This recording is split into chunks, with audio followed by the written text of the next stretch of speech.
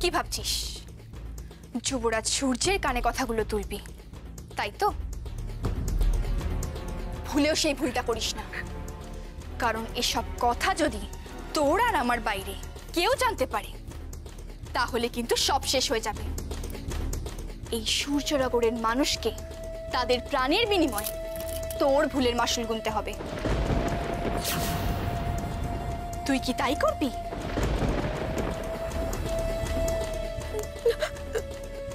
তুমি যা বলবে আমি তাই করব।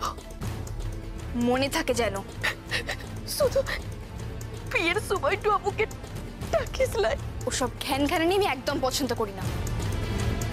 সব নাকে কান্নায় আমার মাথা ধরে যায়।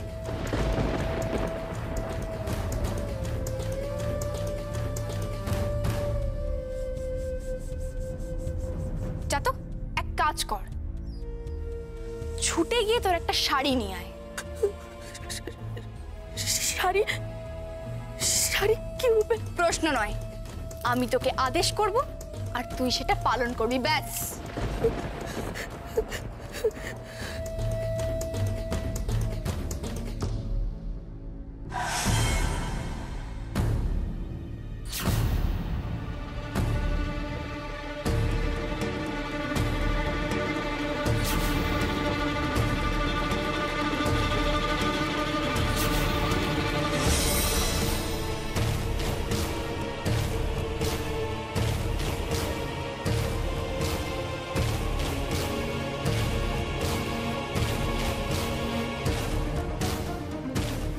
পাদুকা পরে আমার পা একদম ব্যথা হয়ে গেল, তাই একটু খালি পায়ে থাকতে ইচ্ছা করছে।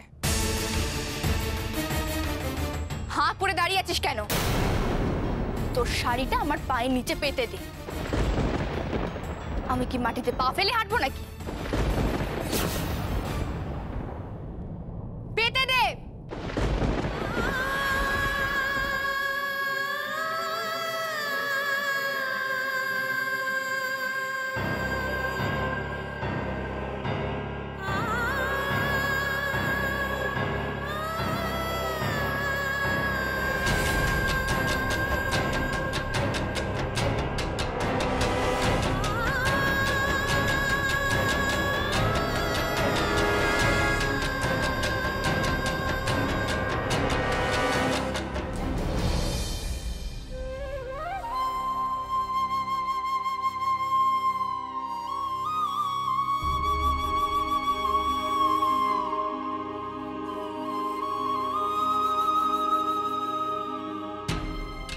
এদিকে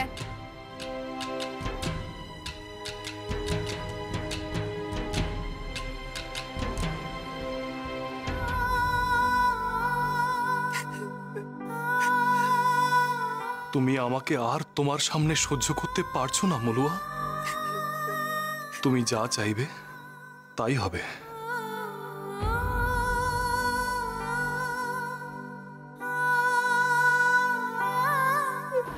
চলো, রাজকুমারী উর্মিমালা তোমাকে ডেকেছেন, এক্ষুনি তার কক্ষে যেতে বলেছেন।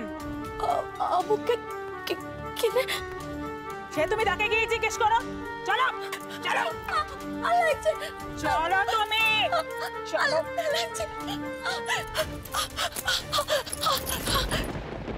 রাজকুমারী, ওকে এনেছি।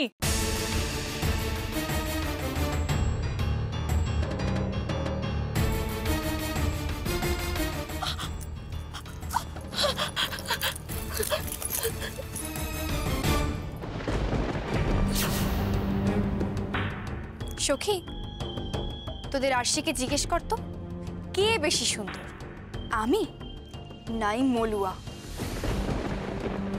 এটা কি বললেন রাজকুমারী? এর জন্য আবার আরশির প্রয়োজন? এটা তো সবাই জানে। কোথায় আপনি আর কোথায় ওই মেয়ে? আপনার রূপের সঙ্গে ওই বেদিনী মেয়ের তুলনা কোনো মতেই না। অবশ্যই আপনি বেশি সুন্দরী। আপনার এইরকম দুধে আলতা গায়ের রং, এরকম কেশ, চিকন দেহ, আপনার রূপের কাছে এই মেয়ে তো নস্যি। তাহলে এই বেদিনী সুন্দর নয় বলছিস? কোনোভাবেই নয়। তাহলে তোকে সুন্দরী করতে হবে। আমার খাস দাসী বলে কথা, আর সুন্দরী না হলে আমার দাসী হবে কি করে? যা সাজা ওকে, এমন করে সাজা যাতে ও নিজেকে নিজে চিনতে না পারে। এ তো খুব ভালো কথা। আমরা আপনাকেও যেভাবে সাজিয়ে দিই, ওই বেদিনী মেয়েকেও সেইভাবে সাজিয়ে দেবো। চলো তুমি চলো।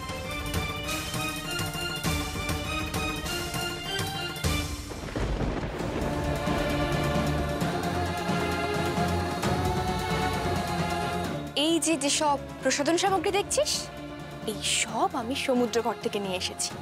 সূর্যনগরের মানুষরা তো এসব চোখেই দেখেনি কোনোদিনও। 10-12 জন সৌন্দর্য বিশেষজ্ঞ মিলে আমার জন্য এইসব সামগ্রী প্রস্তুত করেছে।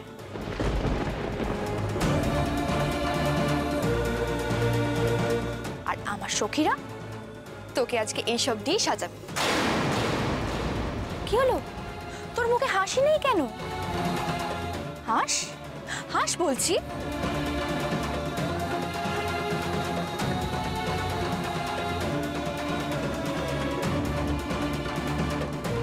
এই তো সবে শুরু।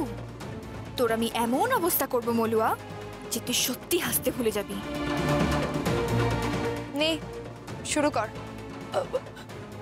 আবুকে আবুকে ছেড়ে দাও না। ছেড়ে দাও মানে?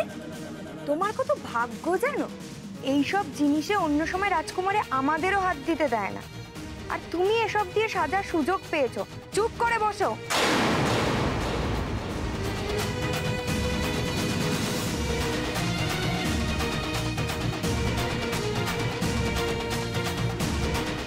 আবুকে ছেড়ে দাও। আবু তো বলেছে সাত বলার, ছেড়ে দাও। তুই বললে তো আর হবে না, আমি যেটা বলবো সেটাই হবে। ভুলে যাস না তুই আমার খাস দাসী, আর দাসীদের কাজ আদেশ পালন করা, নিজের ইচ্ছে মতো কিছু করা নয়। রূপ নিয়ে তোর খুব অহংকার ছিল, তাই না? কি ভেবেছিলিস এই রূপের মায়াজালে তুই যুবরাজের মন ভুলিয়ে রাখবি? কিন্তু দেখ, তুই এটা ভাবতে পারিসনি যে উর্মিমালা চাইলে তোকেও বশ করে রাখতে পারে।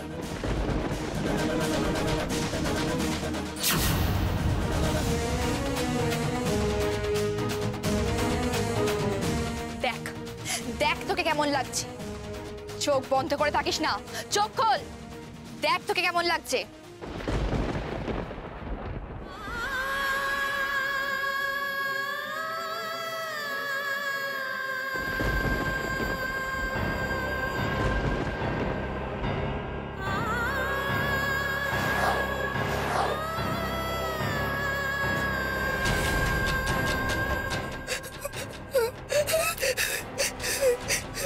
যে রূপ তুই নিজে দেখতে পাচ্ছিস না, একবার ভাব তো, যুবরাজ যদি তোকে সেই অবস্থায় দেখে তাহলে কি হবে? কি হবে বলতো? যাকে যুবরাজ ভেবেছিল নিজের পাটরানি করবে, তাকে দেখে যুবরাজ ভয় মূর্ছা যাবে।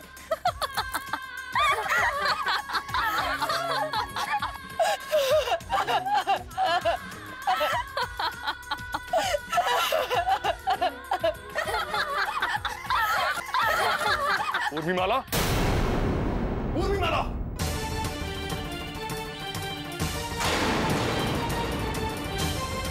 তোমার এত বড় স্পর্ধা কি করে হলো?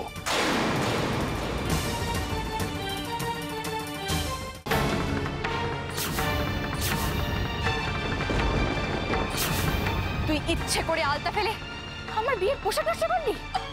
আবু কিছু করিলে। চুপ! এইভাবে আমার বিয়েটা পণ্ড করলি। উর্মিমা,